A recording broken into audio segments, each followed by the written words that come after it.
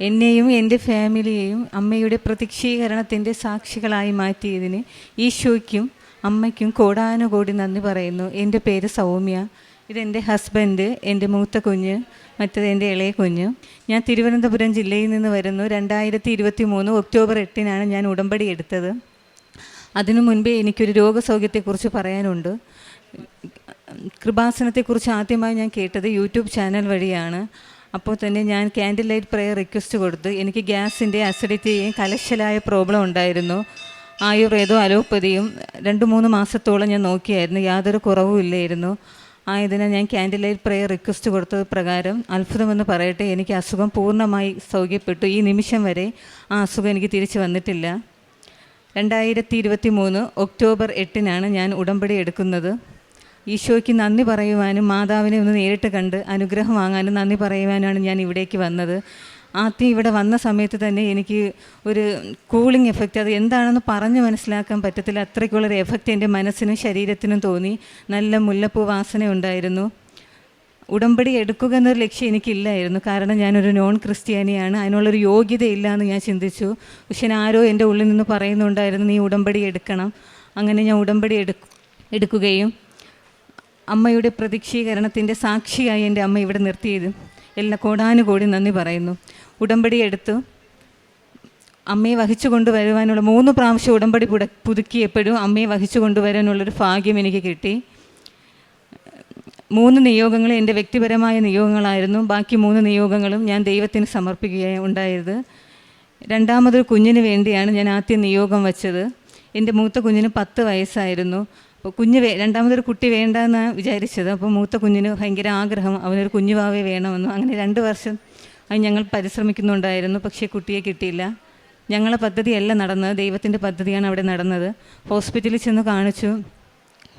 IVF അല്ലാതെ വേറൊരു chance ഇല്ല, എഗ്ഗ് കുറവാണ്, ഉള്ള എഗ്ഗ് ക്വാളിറ്റി ഇല്ല, IVF സാധ്യതയുള്ളൂ എന്ന് ഡോക്ടർ പറയുകയുണ്ടായി.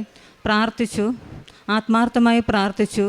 ഈശോയെ കുഞ്ഞുനാൾ മുതലേ എനിക്ക് ഈശോയോട് നല്ല അടുപ്പമായിരുന്നു. കൃപാസനത്തിൽ വന്നതിന് ശേഷം എനിക്കൊരു മാതാവിനെ ഈശോ തന്നു. മാതാവിനെ ഈശോയും മുറുകെ പിടിച്ചു പ്രാർത്ഥിച്ചു. 2024 മാർച്ചിൽ ഞാൻ പ്രഗ്നൻ്റ് ആവുകയും 2 മാസമായപ്പോൾ ഞാനൊരു സാക്ഷ്യം, ഇവിടുത്തെ ഒരു സാക്ഷ്യം കേൾക്കാൻ ഇടയുണ്ടായി. ഒരു പെൺകുട്ടി വന്ന്, പ്രഗ്നൻ്റ് ലേഡിയാണ്, അച്ഛൻ്റെ അനുഗ്രഹം വാങ്ങിച്ചു. അച്ഛൻ അതിൻ്റെ തലയിൽ കൈവച്ച് പറഞ്ഞു, ഈ കുട്ടി നിനക്ക് കിട്ടില്ല, ഇത് ചാൻസ് കുറവാണ് മോളെ, വിഷമിക്കരുത്, മാതാവ് കൂടെ ഉണ്ടെന്ന് പറഞ്ഞു. എനിക്കപ്പോൾ 2.5 മാസമായിരുന്നു. അപ്പോൾ എനിക്ക് ഭയങ്കര ഡിസ്റ്റർബായിരുന്നു. എന്തുകൊണ്ടാണ് ഈ സാക്ഷ്യം കണ്ടതെന്ന് എനിക്കറിയില്ല. പെട്ടെന്ന് ഞാൻ സ്ക്രോൾ ചെയ്ത് മാറ്റി. പിന്നെ ഞാൻ അതങ്ങ് വിട്ടായിരുന്നു. പിന്നെ അടുത്ത സ്കാനിങ് ചെന്ന്, അടുത്ത 2 ആഴ്ച കഴിഞ്ഞുള്ള സ്കാനിങ്ങിൽ ചെന്ന് നോക്കിയപ്പോൾ ഡോക്ടർ പറഞ്ഞ് ഹാർട്ട് ബീറ്റ് പൂർണ്ണമായിട്ട് നിലച്ചു, പ്രീവിയസ് സ്കാനിങ്ങിൽ യാതൊരു കുഴപ്പവും ഇല്ല എന്ന് പറഞ്ഞ ഡോക്ടർ. അപ്പോഴത്തെ സ്കാനിങ്ങിൽ പറഞ്ഞ് കംപ്ലീറ്റ് ആയിട്ട് നിലച്ചിരിക്കുകയാണ്. അത് മാതാവ് എനിക്ക് മുൻപേ കാണിച്ചു തന്ന സാക്ഷ്യത്തിലൂടെ മാതാവ് കാണിച്ചു തന്ന ഒരു സന്ദേശമാണെന്ന് ഞാൻ കരുതുന്നു. മനസ്സ് തളർന്നില്ല, വീണ്ടും പ്രാർത്ഥിച്ചു. എൻ്റെ ഹസ്ബൻഡിനെ കുഞ്ഞിനെ ഓർത്തായിരുന്നു സങ്കടം. കാരണം എൻ്റെ മോന് ഭയങ്കര ആഗ്രഹമായിരുന്നു ഒരു കുഞ്ഞുവാവി. പിന്നെ ഹസ്ബൻഡിൻ്റെ വിശ്വാസത്തിൽ നിന്ന് ഹസ്ബൻഡ് ബേക്കിലോട്ട് പോകുമോ എന്നുള്ളൊരു പേടിയുണ്ടായിരുന്നു. എന്ത് സംഭവിച്ചാലും, എന്ത് പ്രതിസന്ധി ഘട്ടം വന്നാലും എൻ്റെ വിശ്വാസത്തിന് യാതൊരു കോട്ടവും സംഭവിക്കില്ല. അങ്ങനെ പ്രാർത്ഥനയിൽ മുന്നോട്ട് പോയിരുന്നു. പിന്നെ ഓഗസ്റ്റിലായപ്പോൾ അച്ഛൻ്റെ അനുഗ്രഹം വാങ്ങാനായിട്ട് ഇവിടെ വന്നു. അച്ഛൻ തലയിൽ കൈവച്ച് പറഞ്ഞു, വന്ന് സാക്ഷ്യം പറഞ്ഞോളണമെന്നും.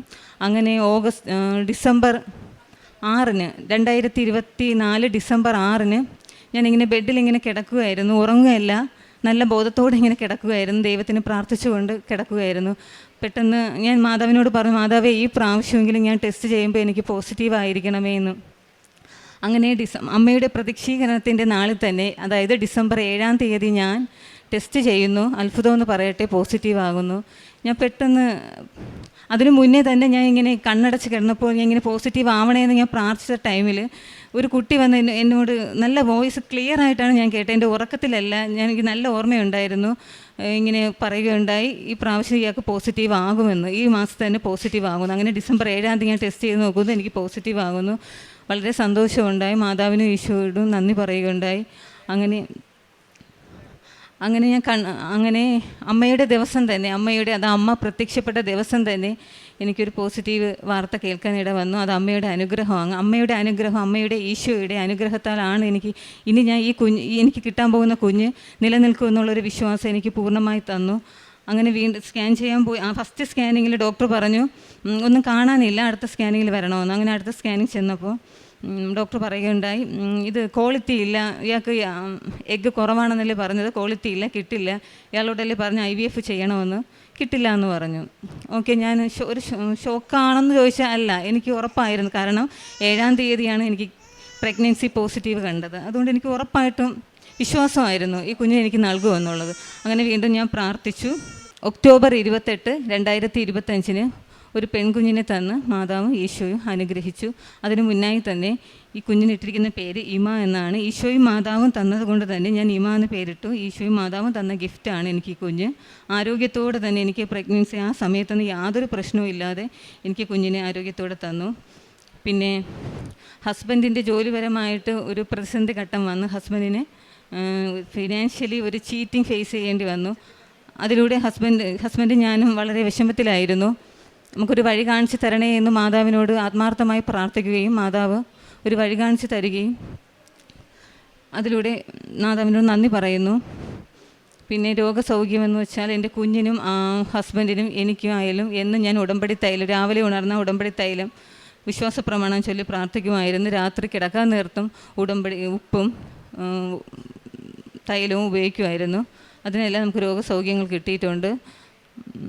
പിന്നെ പ്രേക്ഷിത പ്രവർത്തനമായിട്ട് പത്രം വിതരണം ചെയ്യുമായിരുന്നു. ഈ കുഞ്ഞിന് എൻ്റെ ഉദരത്തിൽ ഉണ്ടായിരുന്ന സമയത്ത് 7-ാം മാസത്തിൽ ഞങ്ങളെ വീട്ടിൻ്റെ അടുത്തുള്ള ചർച്ചിലൊക്കെ ചെല്ലുമ്പോൾ കെട്ടുകണക്കിന് കൃപാസന പത്രമാണ് അവിടെ ഇരിക്കുന്നത് കണ്ടിട്ടുള്ളത്. അപ്പോൾ ചിന്തിക്കാറുണ്ട്, എന്തിനാണ് ഈ മനുഷ്യരിങ്ങനെ വാങ്ങിച്ചുകൊണ്ട് അവിടെ വയ്ക്കാനാണോ മനുഷ്യരിങ്ങനെ വാങ്ങുന്നത്? അങ്ങനെ എനിക്ക് അത് കാണുമ്പോൾ സങ്കടം വരും. പക്ഷേ അത് ഞാൻ എടുത്ത് സന്തോഷത്തോടെയാണ് എടുക്കാറുള്ളത്. കാരണം എനിക്ക് പത്രം എന്ന് വെച്ചാൽ എൻ്റെ ജീവനാണ്. എവിടെ പത്രം കണ്ടാലും ഞാനത് എടുത്ത് ആൾക്കാർക്ക് വിതരണം ചെയ്യാറുണ്ടായിരുന്നു. ആ 7-ാം മാസത്തിൽ ഞാൻ നടന്ന് പത്രം കംപ്ലീറ്റ് വിതരണം ചെയ്യും. എനിക്ക് 4-5 കെട്ട് പത്രം കിട്ടിയിട്ടുണ്ടായിരുന്നു. അതുപോലെ വെട്ടുകാട് ചർച്ചിൽ നിന്നും കെട്ടുകണക്കിന് പത്രം കിട്ടു. ഒരു മനുഷ്യരും അത് എടുക്കാതെയാണ് പോകുന്നത്. ഞാൻ സന്തോഷത്തോടെ എടുത്ത് പത്രം വിതരണം ചെയ്യുമായിരുന്നു. പിന്നെ കാരുണ്യപ്രവൃത്തികളായിട്ട് പാവങ്ങളെ സഹായിക്കുമായിരുന്നു. പണ്ട് മുതലേ കാരുണ്യപ്രവൃത്തികൾ ചെയ്യാൻ എനിക്ക് ഭയങ്കര ആഗ്രഹമാണ്. ഇപ്പോൾ ഉള്ള 50 രൂപയാണ് എൻ്റെ പേഴ്സിൽ ഉണ്ടായിരുന്നെങ്കിൽ ആരെങ്കിലും വന്ന് ചോദിച്ചാൽ 50 രൂപ ഞാൻ എടുത്ത് കൊടുക്കുമായിരുന്നു. പാവങ്ങൾക്ക് ഫുഡ് കൊടുക്കും, അനാഥാലയത്തിൽ ഫുഡ് കൊടുക്കും. പിന്നെ ആത്മീയമായി ഒരുപാട് വളർന്നിട്ടുണ്ട്. കാരണം ദൈവകൃപയിൽ ജീവിക്കുവാൻ ഒരു നോൺ ക്രിസ്ത്യാനി ആയിട്ട് കൂടി എനിക്ക് കുഞ്ഞുനാൾ മുതലേ ഈശോ എങ്ങനെയാണെന്നറിയില്ല, ഈശോ എനിക്ക് ഭയങ്കര ഇഷ്ടമായിരുന്നു. ഇപ്പോഴും ഞാൻ മരണം വരെ ഉടമ്പടിയിൽ ജീവിക്കുവാൻ ഞാൻ ആഗ്രഹിക്കുന്നു. ദൈവത്തിന് പ്രാധാന്യം കൊടുത്താണ് എൻ്റെ ലൈഫ് ഇതുവരെ മുന്നോട്ട് പോയിട്ടുള്ളത്. ചെറിയൊരു പ്രതിസന്ധി ഘട്ടം വന്നാലും മാതാവ് എനിക്ക് വലിയൊരു നന്മയ്ക്കാണെന്ന് ഞാൻ പ്രതീക്ഷിക്കുന്നു. ആ രീതിയിലുള്ളൊരു അനുഭവമാണ് എൻ്റെ ജീവിതത്തിൽ എനിക്കുണ്ടായത്. ഈശോയ്ക്കും മാതാവിനും സർവശക്തനായ പിതാവിനും പരിശുദ്ധാത്മാവിനും കോടാനുകോടി നന്ദി പറയുന്നു. ആത്മീയ ജീവിതം, ജപമാല ഡെയിലി ഞാൻ ചൊല്ലും, വചനം എഴുതും. ഒരു 4 ബുക്കോളം വചനം എഴുതിയിട്ടുണ്ട്. അത് ഞാൻ ഡെയിലി വായിക്കും. ബൈബിൾ വായിക്കും. ഒരു 6-7 ബൈബിൾ വായിച്ചിട്ടുണ്ട്, കംപ്ലീറ്റ് ആക്കിയിട്ടുണ്ട്. പിന്നെ ജപമാല എന്ന് ചൊല്ലാറുണ്ട്. പ്രതീക്ഷീകരണ പ്രാർത്ഥന ചൊല്ലാറുണ്ട്. അത് എൻ്റെ ഫ്രണ്ട്സിനൊക്കെ അയച്ചു കൊടുക്കാറുണ്ട്. പിന്നെ എൻ്റെ സിറ്റുവേഷനിൽ കൂടെ ഒരു കുട്ടി ഇതുപോലൊരു പ്രഗ്നൻ്റ് ലേഡി കടന്നുപോയി. അപ്പോൾ ആ കുട്ടിയോട് ഞാൻ മാതാവിനെ കുറിച്ച് പറയുകയും നീ പ്രാർത്ഥിക്കണം, ഞാനും നിനക്ക് വേണ്ടി പ്രാർത്ഥിക്കാമെന്ന് പറയുകയും ചെയ്തു. അങ്ങനെ ആ കുട്ടിക്കും ആരോഗ്യത്തോടെ ഒരു കുഞ്ഞിനെ മാതാവ് നൽകി. ഇവിടെ വന്ന് ഉടമ്പടി എടുക്കാമെന്ന് എന്നോട് പറഞ്ഞിട്ടുണ്ട്. എൻ്റെ അനുഭവം ഞാൻ കാണുന്ന എല്ലാ വ്യക്തികളോടും പറയാറുണ്ട്. പിന്നെ പത്രം കൊടുക്കുമ്പോൾ ഒരുപാട് പേര് അത് വേണ്ടെന്ന് നിരസ്കരിക്കാറുണ്ട്. എനിക്ക് അവരെ ഓർത്ത് സങ്കടമാണ്. കാരണം മാതാവിനെ അറിയാനുള്ളൊരു ഭാഗ്യം അവർക്കില്ല.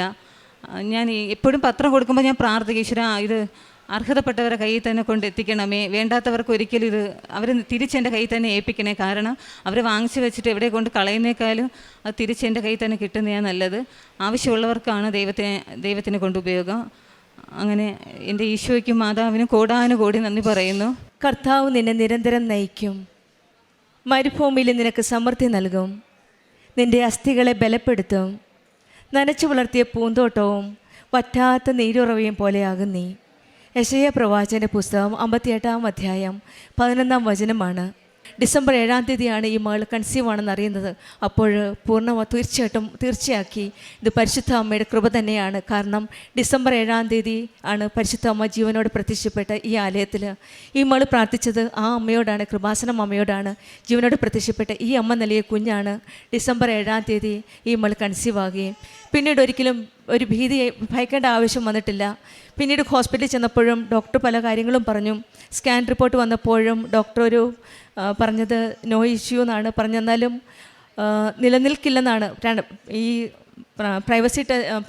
പ്രഗ്നൻസി ടെസ്റ്റിന് ശേഷം ചെന്നപ്പോൾ ഡോക്ടർ പറഞ്ഞത് ക്വാളിറ്റി ഇല്ല, നിലനിൽക്കില്ല. പിന്നീട് വീണ്ടും അബോർഷൻ്റെ ഒരു ഇതിലേക്കാണ് പോയത്. പക്ഷെങ്കിൽ ഈ മൾക്ക് പൂർണ്ണ വിശ്വാസമുണ്ട്. ഡിസംബർ 7 അമ്മയുടെ ദിവസം തന്ന കുഞ്ഞാണ്. തന്നെയുമല്ല അച്ഛൻ പറഞ്ഞിട്ടുണ്ട് സാക്ഷ്യം പറയണമെന്ന്. ഈ 2 കാര്യത്തിൽ ഉള്ളതുകൊണ്ട് ഈ മൾക്ക് പൂർണ്ണ വിശ്വാസമുണ്ട്. പ്രത്യക്ഷീകരണത്തിൻ്റെ സാക്ഷിയായിട്ട് തന്നെ ഈ ആലയത്തിൽ വന്ന് നിൽക്കുമെന്ന്. അങ്ങനെയാണ് ഈ മകള് ഓഗസ്റ്റ് 28-ാം തീയതി ഇമ എന്ന കുഞ്ഞിന് ജന്മം നൽകി ഇന്ന് പരിശുദ്ധ അമ്മയുടെ പ്രത്യക്ഷീകരണത്തിൻ്റെ ഒരു നല്ല സാക്ഷിയായിട്ട് ഇവിടെ വന്ന് നിൽക്കുന്നത്. പിന്നീട് പറഞ്ഞത് ഹസ്ബൻഡിൻ്റെ ജോലിയിലൊരു പ്രതിസന്ധിയായിരുന്നു. അതും ഈശോയോടും അമ്മയോടും പ്രാർത്ഥിച്ചതിന് ശേഷമാണ് ആ ജോലിയിലെ പ്രതിസന്ധി മാറി പിന്നീട് രോഗസൗഖ്യം ലഭിച്ചത്. മകൾ പറഞ്ഞ ഓരോ കാര്യവും പത്രം കൊടുക്കുന്നതിൻ്റെ കാര്യം പറഞ്ഞത് അക്രൈസ്തവയായ ഈ മകൾക്ക് സ്നേഹത്തോടെയാണ്, ഒരു ഡ്യൂട്ടി ആയിട്ടല്ല പത്രം കൊടുക്കുന്നത്, ദൈവസ്നേഹത്തിലാണ് പത്രം കൊടുക്കുന്നത്. ഓരോ പ്രാവശ്യം 7-ാം മാസം, അതായത് ഒരു പ്രഗ്നൻ്റായ ലേഡി 7-ാം മാസത്തിൽ പള്ളികളിൽ ചെന്ന് പത്രം എടുത്ത് മറ്റുള്ളവർ ഉപേക്ഷിച്ചിട്ട് പോയ പള്ളിയിൽ കിടക്കുന്ന പത്രങ്ങളെടുത്താണ് മറ്റുള്ളവർക്ക് കൊടുക്കുന്നത്. ദൈവത്തിന് നമുക്ക് കൊടുക്കാവുന്ന ഇത് മാത്രമേ ഉള്ളൂ. നമ്മൾ പല കാര്യങ്ങളും നമ്മളോട് ദൈവത്തിനോട് ചോദിക്കും. പക്ഷേ ബഹുമാനപ്പെട്ട ജോസഫ് അച്ഛൻ നമ്മളോട് എപ്പോഴും പറയും, നമ്മൾ ദൈവത്തിന് വേണ്ടി എന്ത് ചെയ്യുന്നു, അമ്മയ്ക്ക് വേണ്ടി നമ്മൾ എന്താ ചെയ്തതെന്ന്. ഒരുപക്ഷെ ഇവർ വിശേഷവിധിയായിട്ട് 7-ാം മാസത്തിലും ഓരോ പള്ളികളിൽ ചെന്നിട്ട് പത്രം എടുത്ത് ആ വീണ് കിടക്കുന്ന പത്രക്കെട്ടുകളെടുത്ത് മറ്റുള്ളവർക്ക് കൊടുക്കുന്നത് ആ തീഷ്ണത, ആ സ്നേഹം, ആ വിശ്വാസമാകാം ഒരുപക്ഷെ ഇന്ന് ഈ കൊച്ചുമകളുമായിട്ട് പരിശുദ്ധമ്മയുടെ സന്നിധിയിൽ വരാൻ സാധിച്ചത്. മറ്റുള്ളവരെ നിരസിക്കുമ്പോൾ മാതാവിനെ അറിയാനുള്ള ഭാഗ്യമില്ല എന്നോർത്താണ് സങ്കടം. പത്രം എടുത്തില്ലെന്നോർത്തല്ല ഇമ്മൾക്ക് സങ്കടം. മാതാവിനെ അറിയാനുള്ള ഭാഗ്യമില്ല, അവർക്കില്ല എന്നോർത്താണ് ഈ മകളുടെ സങ്കടം. നമ്മുടെ ജീവിതത്തിലും തീഷ്ണതയോടെ, വിശ്വാസത്തിലധികം വിശ്വസ്തയോടെ, ദൈവസ്നേഹത്തോടെ നമ്മുടെ ഉടമ്പടി ജീവിതം നമുക്ക് നയിക്കാൻ സാധിക്കട്ടെ എന്ന് നമുക്കും പ്രാർത്ഥിക്കാം. സൗമ്യയ്ക്കും കുടുംബത്തിനും ലഭിച്ച എല്ലാ അനുഗ്രഹങ്ങൾക്കും നമുക്ക് കരങ്ങളടിച്ച് ദൈവത്തെ മഹത്വപ്പെടുത്താം. യേശുവേ നന്ദി, യേശുവേ സ്തുതി, അവേ മരിയ. അത്യപൂർവ ദൈവാനുഭവങ്ങൾ ഇനി നിങ്ങൾക്കും സ്വന്തം. ഈ യൂട്യൂബ് ചാനൽ ഇതുവരെ സബ്സ്ക്രൈബ് ചെയ്തിട്ടില്ലെങ്കിൽ ഇപ്പോൾ തന്നെ സബ്സ്ക്രൈബ് ചെയ്യുക. ഈ വീഡിയോ ഇപ്പോൾ തന്നെ നിങ്ങളുടെ സുഹൃത്തുക്കൾക്ക് ഷെയർ ചെയ്തുകൊണ്ട് കർത്താവിൻ്റെ പ്രേക്ഷിതരാകുക.